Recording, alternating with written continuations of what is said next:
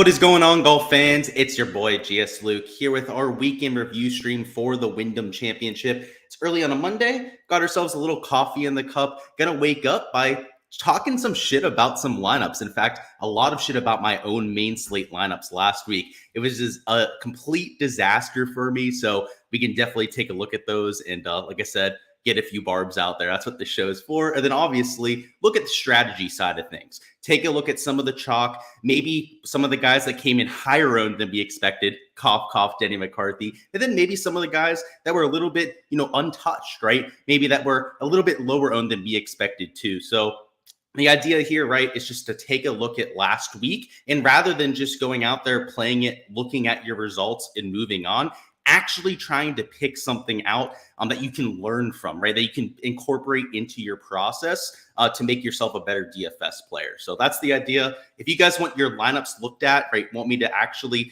dive into every player in your decision-making process, more than willing to do so. Just toss your lineup down in chat. If you're in the community contest with it, even easier, right? Just let me know your username. We'll hop on over there. But most importantly, let's get some coffee in our system. It's super early for me. I know it's like 10:30. I'm on the East Coast, by the way, so it's not even like I'm on the West Coast. I'm just a late riser. So, I'll wake up for golf. I'll wake up to watch the early action, but you're not going to catch me going out there and waking up at like 8 a.m. any other day. So let's get this coffee in us. So I've got my main GPP stuff up now. I feel like it's always good to take a look at my lineups and kind of talk shit first before I try to, kind of talk shit about your lineups, right? Let's at least get my end out of the way. So I made $443 back on $750 of entries, which, given the fact that I had 0% Henley, 0% Glover, it actually worked out a lot better than it could have. So my 6 of 6 rate was a lot higher than the field. I actually had about 10x the 6 of 6 rate compared to what the field average was. So it could have been a really good week. Just unfortunately, I didn't play the right donkey chalk up top. So that's going to happen from week to week. I mean, frankly, there's a reason why, right? Guys were chalky, like a Glover, like a Lucas, like a Russell Henley out there. But there's also, a reason why guys like Denny McCarthy at 35% ownership completely missed the cut. So, sometimes you pick the right chalk to play and you're going to have yourself a week. And sometimes you fade the completely wrong chalk. And that's essentially what I ran into. So yeah, Sam Burns was kind of nice to have, but not as nice as a Henley up top, obviously. Down here in this like 8K range, I went with the Taylor Moores, the Jaegers of the world, which weren't the worst plays. They still top 25, right? I mean, if I was in a cash or a single entry contest, I'd be pretty damn happy about this result. But I played in the large field GPP, right? And if I'm going to find significant return on my investment in this kind of contest, I'm going to have the absolute nuts. So, for some people, especially considering the type of contest that you're playing, you'd probably feel pretty happy about building these kind of lineups, right? I mean, guys like a Taylor Moore, I went way over the field on. He was one of my conviction plays. You guys know how much I loved Sam Burns this week. And even guys like Gary Woodland, Eric Cole, right?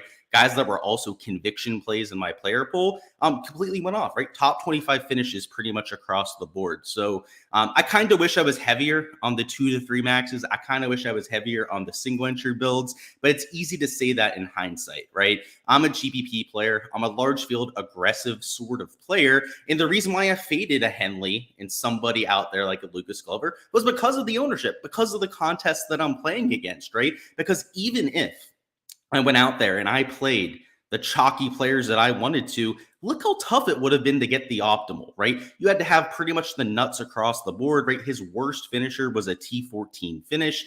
My top lineup scored how many points? Let's see. Show only mine. Let's go to the top. 539, right? The winner had 660. So they had more than 100 point of a gap on me. So that's not just 1 or 2 spots, right? That's not just playing a Russell Henley, maybe taking a Lucas Glover with 130 points.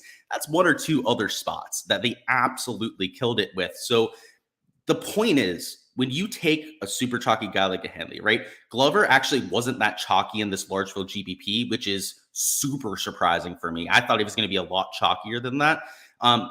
Either way, though, this kind of lineup, right, had so many people to compete against. I mean, look at this, right? All these just different combinations of having like a Glover and an and together.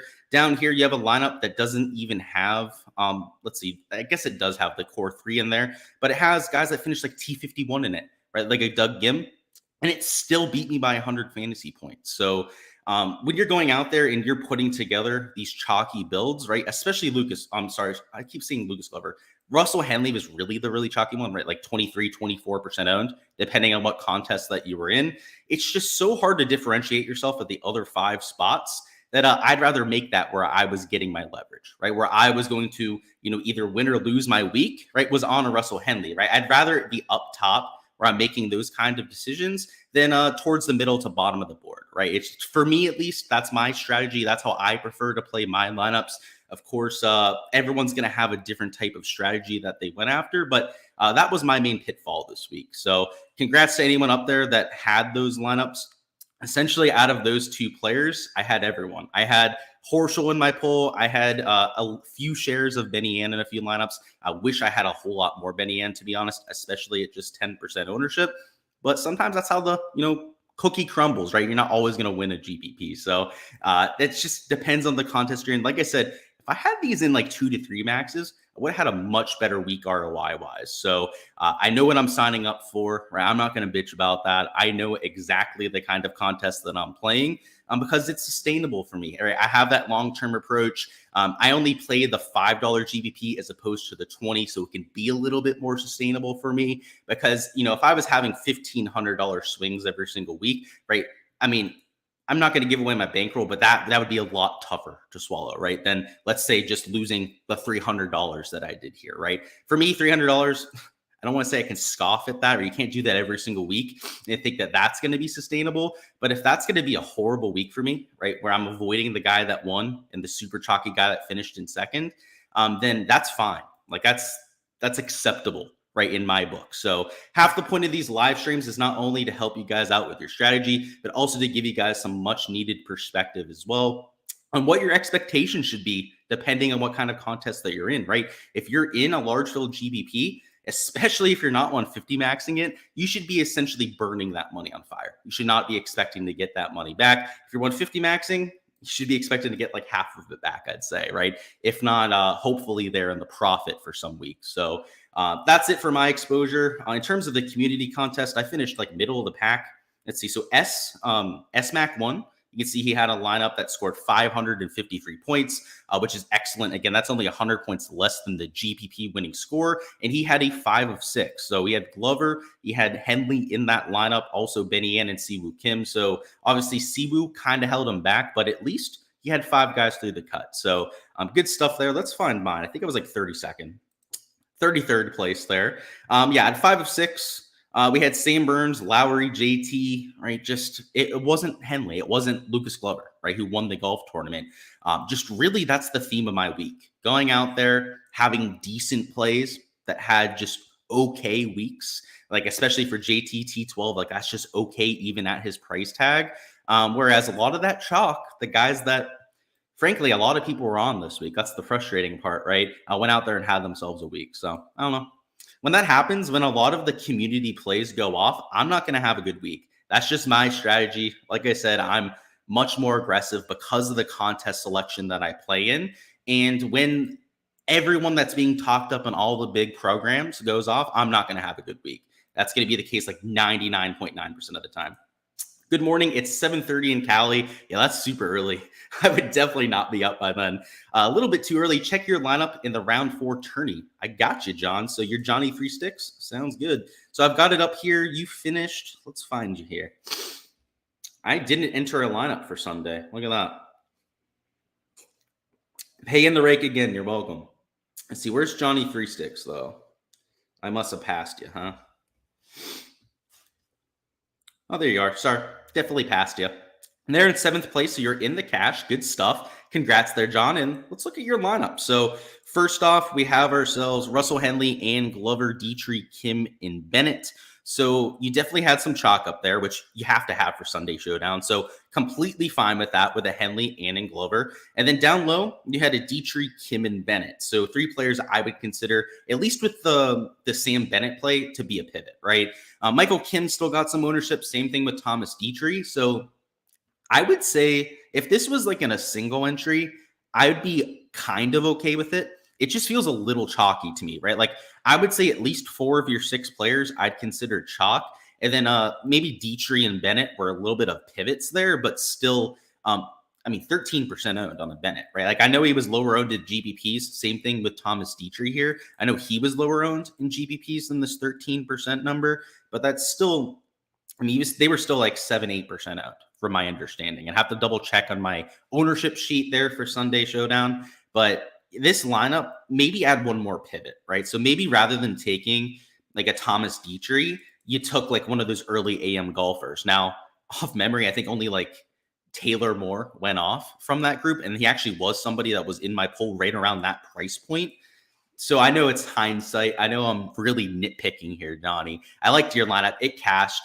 It had a lot of the top end guys. You had some of the finishers, or I should say chasers that you needed, right? That actually played pretty well. But maybe you mix in one more pivot. Maybe you just make it a little bit more different with somebody that's like sub 5% owned. And I think you have a perfect build there. So again, that's just me nitpicking, man. Nice lineup and good stuff there. Your model had Glover ranked number 1 a few weeks in a row. Wish you took more outrights, but you won $500. Hey, if you won $500, that works. Yeah. And he was number 1 in the model for a reason, right? He was playing well. He was like 3 top 5s in a row or something like that. I know golf's a fickle game. I mean, frankly, he's going to play this week and likely miss the cut. So that's how it works. I know that about golf, right? I play the long game.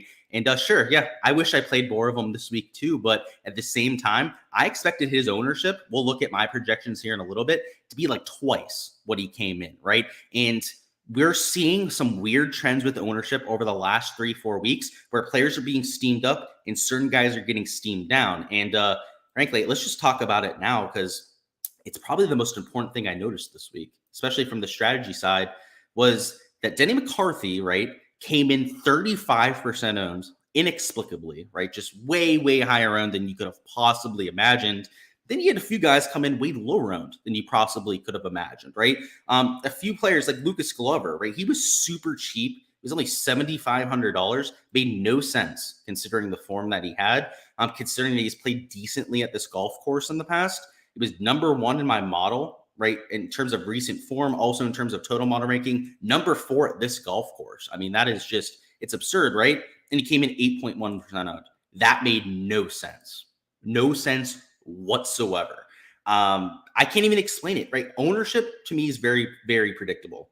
My algorithm runs off a few things. First off, is ownership from their previous week. Believe it or not, a lot of people don't even incorporate that, right? If Denny McCarthy is going to be super chalky the week before and he doesn't play well, his ownership is going to tank, right? So essentially, I'll take their previous ownership number and depending on how they played, adjust a player up or down based on that. That's one of the smaller effects I have.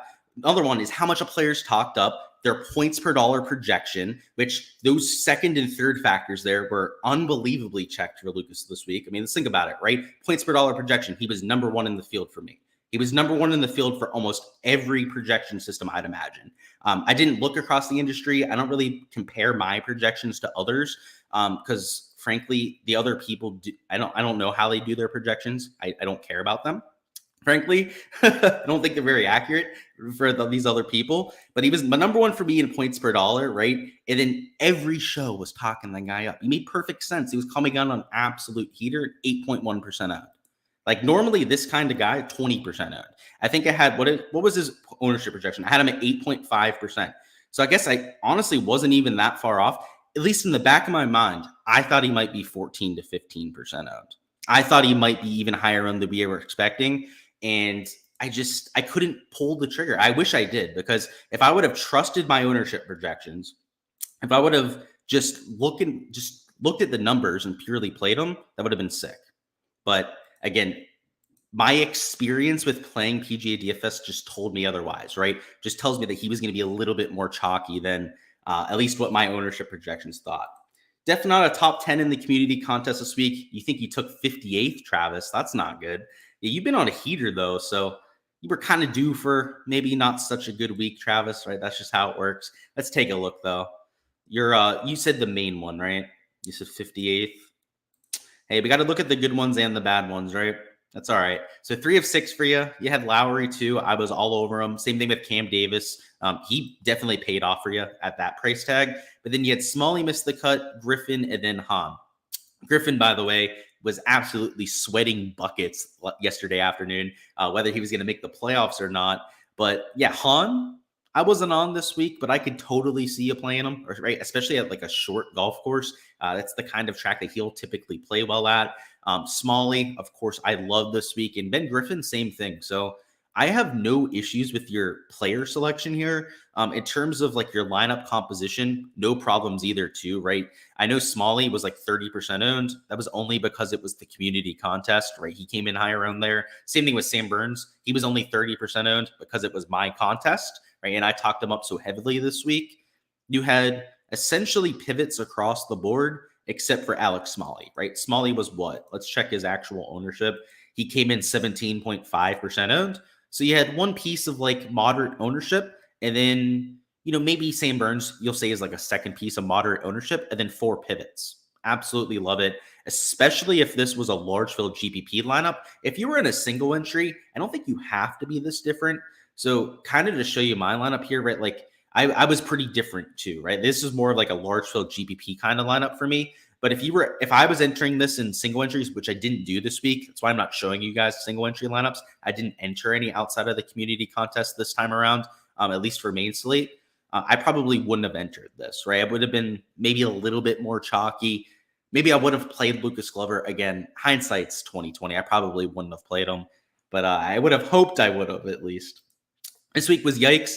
Only for main slate for me. I did really well elsewhere. I made money overall. So Clay, it's main slate. It's tough for a reason, right? If you're playing large field GPPs, that's why I go through my results on here, right? I made about half my money back and didn't play any of the chalk that went off, right? Like that's what's going to happen. So it depends on what kind of contest you're playing in, Clay. I guess for main slate, you probably got your nuts kicked, right? Because I didn't play that well this week. And I know you just blindly tail my stuff, which, by the way, you shouldn't do. You should be playing your own player pool, right? My player pool is to give you insight as to what I'm thinking, right? Not necessarily because you should just go out there and tail it. I never say that, by the way, right? So just to throw it out there. But either way, showdown and props, we made a shit ton of money. So I'm okay with the week. You're not always going to win every slate. That's just how it works, right? Especially if you're being aggressive. Check out your Pepster. Yeah, you had a really good lineup, I believe, Michael. So let's see. You're round 4-1, right? Yeah, second place. So Nick beat you. He finished in first. I know he finished in last in round 3. So I feel like Nick does that a lot. He'll finish in last and then go to first the next tournament. That works, right? First or last kind of strategy is literally exactly what you want for PGA DFS. And that's why I had the week I did too, right? Like I go for it, right? I don't just play the chalk like an absolute puss, like an absolute bitch-made mofo that, I can't lose a little bit of dollars this week. It's gambling. I can't lose my money. Like you're gambling.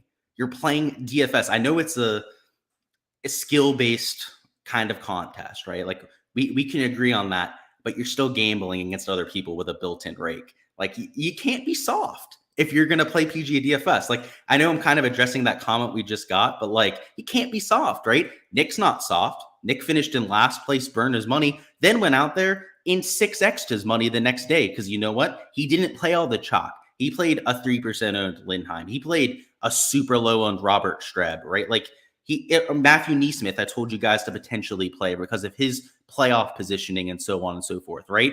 Like low owned players. And like, I know Neesmith, it says 23% owned. He wasn't 23% owned in the main GPP. So we'll leave it at that. Like he went for it, right? He took a couple pieces of chalk, which you've got to do, right? Again, I locked Henley and Glover. That worked out really well for Sunday Showdown. Made us quite a bit of money. Also, Burns, right? I mean, this lineup I completely entered except for Lindheim and Streb. I didn't have those 2 pivots that he went off of. But like the rest of this just fundamentally it made perfect sense. You took your chalky pieces, right, which were the same chalky pieces I took. I completely agree with what Nick did there. Then you mixed in the pivots. Let's look at yours, Pepster. So you had some chalky pieces up top. That's just fine, right? Sunday Showdown. And then, Michael Kim was also kind of chalky in most other contests. So I'd say that he'd be like your third chalky piece. And then you had three pivots, right? You had English, you had Doug Gim, Matthew Neesmith starting from the back of the pack, and they all played pretty well, right? Especially because Neesmith was in the 6K range. His 40 points was pretty damn solid right there for that price tag. And yeah, I'm more than fine with this. As long as you're mixing in like the Doug Gims, right? Like the super low owned 3% owned plays, the Harris Englishes, for example, but you were the only one in this contest to even play both of those players. That's what you have to do. You have to be willing to take a loss to go out there and win in large field GPPs. So, yeah, I don't know. I just think it was a perfect example. Both of your lineups. Glodka, I can tell you for a fact, played pivots. This guy is like the pivot master out here, right? He went with the chalk up top, literally, again, like the same kind of three players I took. Loved Eric Cole too. Didn't play that well, honestly, but I did like the play, so I get it. And then you had Lipsky and Brem. You find two places to get different. You go after it, right? And I'm sure if we go to the bottom of the board here, right, I didn't even enter my lineup, but like there are going to be players that took some chalk up top and then some pivots and that just didn't work out. So let me find one, right? This one, like this lineup here, right? This king, this baby right here, right?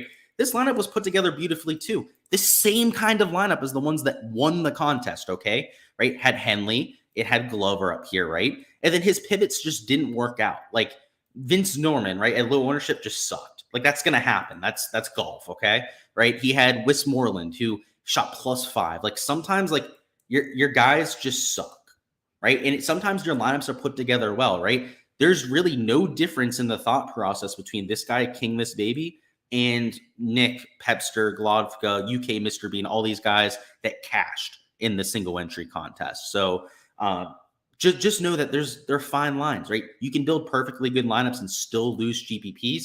The important part is building lineups for the contest that you're entering, having a player pool catered for the contest that you're entering, and long-term executing that strategy without deviation. Do not change your strategy drastically week to week, right? You can make little tweaks and changes, right? That's what the live stream's here for, to get feedback, so on and so forth. But you shouldn't be wholesale changing your thought process week to week, or else you're going to be like a dog chasing its tail.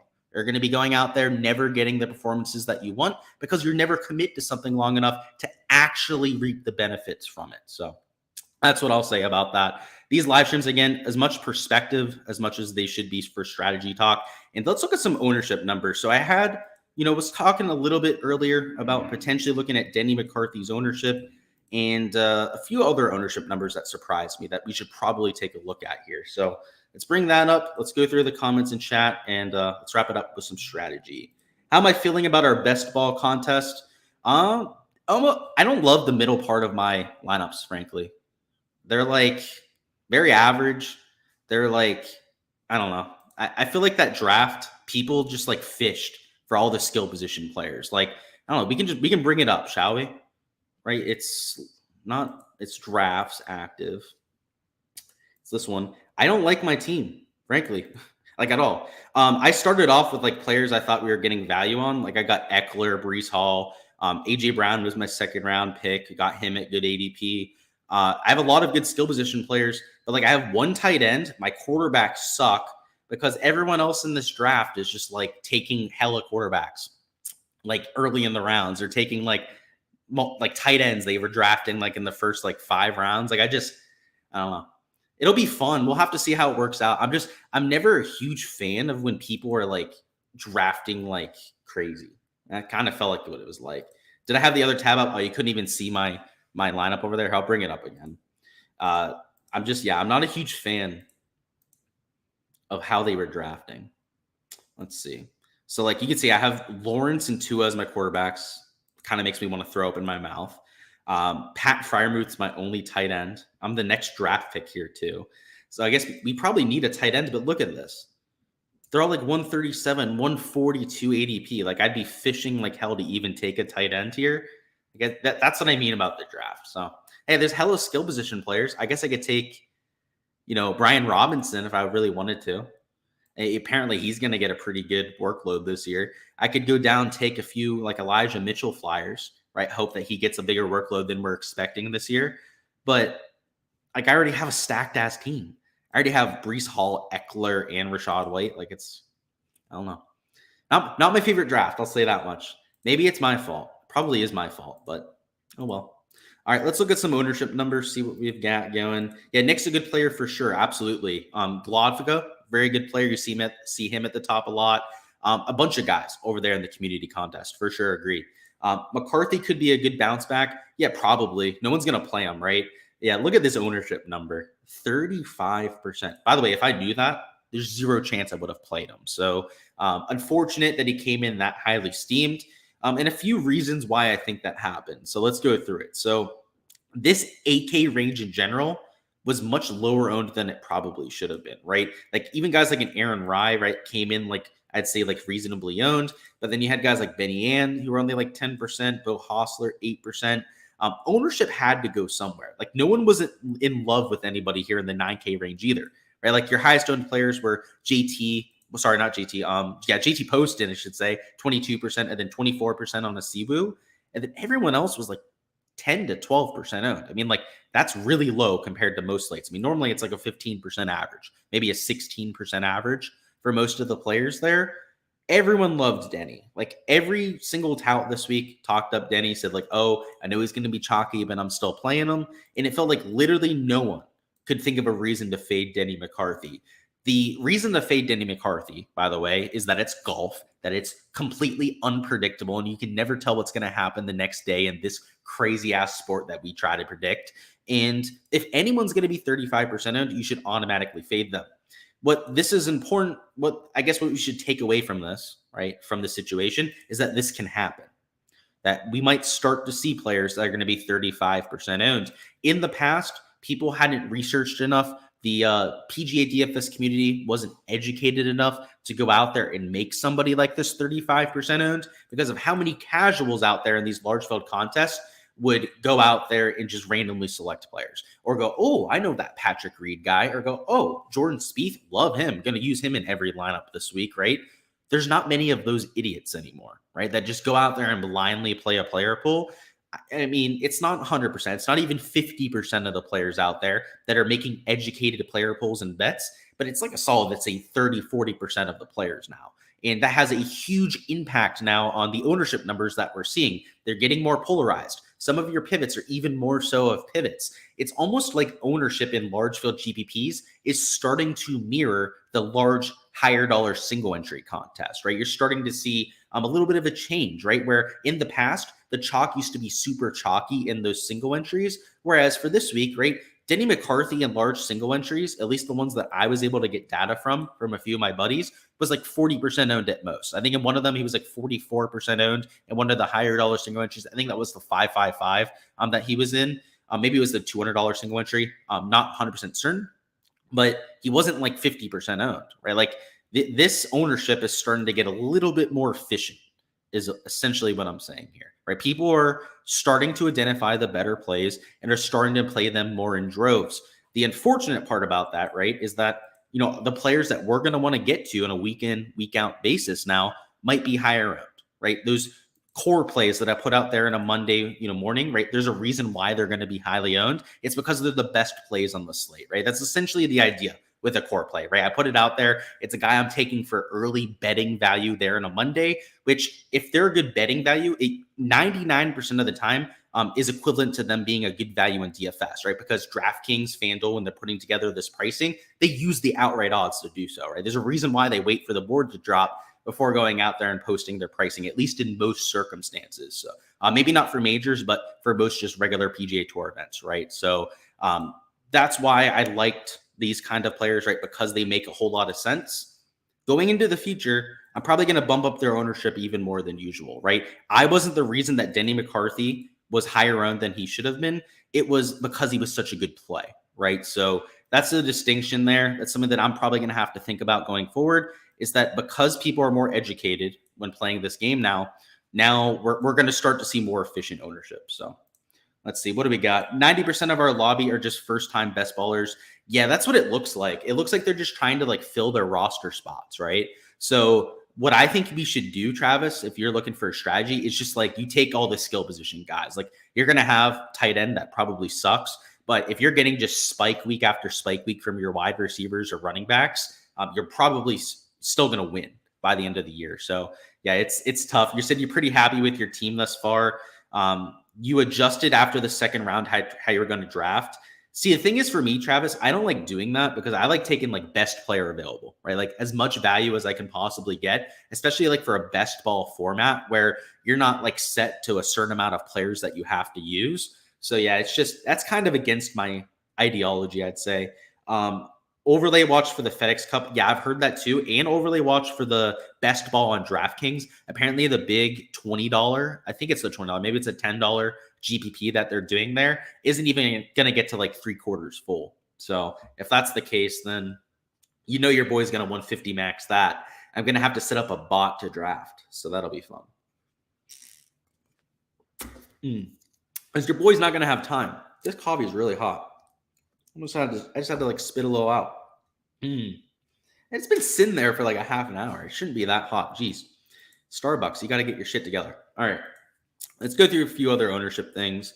Russell Henley, actually even higher owned than I expected, but not by much. Right, 23.4%. We knew he'd be pretty popular. JT Poston, pretty popular play too. I faded him. Honestly, I kind of got away with it. Right, you didn't have the kind of week you needed for a large field GPP. Of course, most people, right, were going a little bit more aggressive. Right, they were going Russell Henley up here. Maybe mixing in a Sam Burns. You saw a lot of top end lineups have Sam Burns in it. You saw a few, right, a little bit more balanced, right, taking like a Benny Ann and a few other guys here in the 8K range. But there was no must-haves in the 9K range this week. Like there was nobody here from Adam Scott down to, I guess, the whole way down to Aaron Rye that you had to have this week. So a lot of ownership was there, of course. I mean, these kind of plays are usually right for the taking in terms of a ceiling performance. But I guess not so much this week. I mean, even up top, I mean, Sanjay sure shit didn't get done. I mean, same thing with Decky, right? You know, he had a horrible week out there. So there was really only the super mega chalky players that kind of got it done, right? I mean, well, I think it was like a top 15 finish for JT Poston. Like, that's fine. Obviously, Russell Henley was the near nuts there at 10-2. And even down into this 8K range, it felt like the chalk was, you know, some of the better players, right? Maybe not Alex Smalley, for example. But outside of that, a lot of the chalky players did well. So kind of unfortunate. Just like I said, if that's going to happen, I'm not going to have a good week. That's by design, by the way, right? Like if all the chalk's going to play well, I'm literally by default going to lose. And that's fine. That's just the strategy that I'm taking week to week. Let's see. 18% in Brendan Todd. That was kind of wild. So he came in about 7% higher round than we expected. I would say that's pretty notable. Doug Gim, 9%, only 1.3% higher. That was pretty reasonable there. Let's see. Anything else that really sticks out? Neesmith, 4%. A little chalky there. A little bit of steam, I guess. And then what? 0.9%. Who was that? Jason Duffner. Yeah, that makes perfect sense. Yeah. Nothing too surprising down low, right? Normally, we don't see many surprises when it gets down to the 6K range. And usually, you know, not even that many surprises in the 7K range. One real surprise was Brendan Todd. You could throw anyone else really into that. Doesn't look like it. I mean, anyone that was lower owned than they should have been, I guess. Let's look at that. Doesn't look like it, right? At least not by much. Yeah, I don't know. Ownership was pretty efficient this week. The one, except for Denny McCarthy, I say with the exception of Denny McCarthy, I was 12% off on Denny McCarthy. That is nuts. I don't think I've ever been that off on an ownership projection before. And I hopefully will never be off that much again in my career. That'd be a good mark not to beat again. I mean, Jesus. I mean, everyone got it wrong by about 10% this week, but like 12.4%, whatever it was, like how the hell did we let him get to 35% of? Like how did we as a community go out there and just all together just go, you know what, this guy is just going to win this week, right? Let's just all use him in like 80% of our lineups. Like, come on. Luckily, and by the way, with Denny McCarthy, I played 40% this week. So I had 5% leverage to the field. So when he missed the cut, like I was like, okay, like I guess I went down with the field out there. I didn't have him in like 70% of my lineups. Thank God. Or else I would not have made that $400 back. It would have been like $100 back on my entry fees. That's all we've got for the live stream though, guys. If you're just tuning in now, and you want me to look at your lineups, let me know real quickly. Just let me know your username and whatnot, and I'll look at them. But if not, I'm going to give it 2 more minutes here. We'll hop on out of here. Lowry's a bum. All the props you took from lost this week had Lowry in it. Yeah, you should talk to my boy what's his name? Sack over there in the Discord. He's a big Lowry guy. He'll tell you, by the way, it's his words, not mine, that Lowry will never miss birdie or better 2 rounds in a row.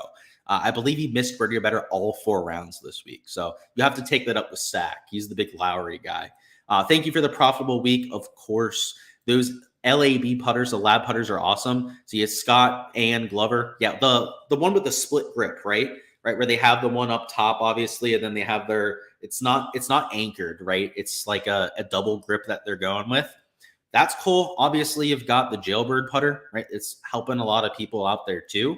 And then you've got the crank drivers, Chris. Which, speaking of, how about we look at some of these crank drivers, shall we? Because I want to give people a chance to throw their lineups down in chat if they want me to look at it, if they're watching this right now, and they want me to do so. But let's look at the driver. I might buy one of these. Apparently they're for high swing speed, so I probably shouldn't buy one. I'm not a high swing speed player. I'm not going to try and flex like I am because I'm certainly not a high swing speed player. But let's bring this up. So, all right. He's playing this driver that apparently is like off an infomercial. So like you'd see this on like one of those like infomercials there, and like after the golf tournament ends, it'd be like, oh, crank golf if you want to step up your game, right? Look at this. They're handmade drivers with different thicknesses across the face. So essentially the way this works is, I don't know the physics of the interaction on the face or anything like that, but the way that they control dispersion is by making parts of the face thicker than others. So again, I don't know whether like a thicker face is going to help you draw it, or whether like a thinner face is going to make you fade it or something like that. I imagine it kind of works like that. But what they do is like they're on the toe, right? If you're going to toe it and hit a little like toe draw, right? They like even it out by changing the thickness. Off the heel of the club, right? I think they change it so that it's going to move the other way, right? So essentially, wherever you hit it on the face, it goes dead straight. That can't be legal. There's no way that technology hasn't been used by other companies like TaylorMade or Titleist yet, and it's like legal, right? Like they would obviously have done that. And I think Callaway tried to do it. They have like their twist face technology. I used to play their Epic 2 driver, which claimed to kind of do the same thing, but it wasn't with different thicknesses of the face. They called it like a twist face driver or something. It had something embedded in the face that made it slightly straighter. And honestly, that was bullshit. I hit that thing all over the yard. The driver I hit now, Mizuno, is much straighter than the Callaway driver I had before. By the way, this driver that Bryson's using, they're probably going to ban it. But if they don't, I'm going to give it a few weeks. If they don't, I'm going to buy it, because this looks, and apparently it's like $600 just for the face. So it's very expensive to get this like handcrafted face, but apparently it works. And you can get it adjusted for your swing speed.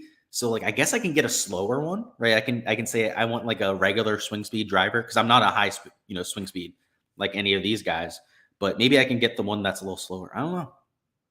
The guy shot 58. That guy's an absolute beast. Thank you for the great props. Of course, Metro, we got you. You'll hold your no cut questions for next stream. Yeah, good point. Yeah, do just whenever. You can ask now if you want to, Samuel.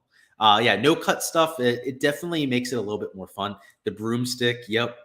Any broomstick, right? It's a jailbird. If it's going to be what are they calling those ones? The LAB putters. Maybe one of those. Absolutely sick. It works. Alrighty, guys. That's all I've got for the stream. Looks like nobody wants their lineup reviewed. That's all right. Hey, we can get on out of here, do our little course breakdown as per usual. So keep an eye out for that. We're going over TPC Southwind, a course with a bunch of water on it. So if you hate water balls, doubles, triples, volatility, well, you're not going to like this week. It's going to be one of those carnage kind of weeks, especially if it gets windy out there, which way too early to tell. I have no idea on the forecast, but a windy TPC Southwind can be a little bit comical to watch. So I'm kind of hoping for that. Got my fingers crossed for a little bit of nasty weather. But either way, right, it's the playoffs. We're going to have a top tier field. We're going to get really good coverage because there's only 70 players out there. And they're not going to be playing for all day, right? At least for Thursday, Friday, right? It'll be a little bit shorter. So looking forward to it, guys. I'll catch you guys with all the content throughout the week. And let's have ourselves a week. Let's go out there and profit this time around for the main slate.